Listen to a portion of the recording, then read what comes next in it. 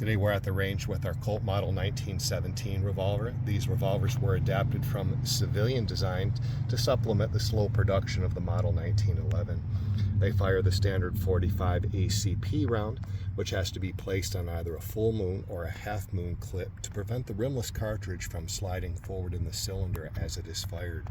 During World War II, they were pressed back into service, many of the models being Parkerized, as our particular model is here.